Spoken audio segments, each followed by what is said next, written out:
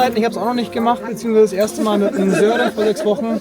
Und wir haben auch immer Zeit, glaube ich, ist auch wichtig. Also es hat keiner irgendwie, also wir müssen nicht mitzählen, wie viel der Bär geschafft hat. Das ist kein Wettbewerb. Wir wollen heute nicht fertig bekommen, okay? Gut. Conny geht doch vor. Wunderbar.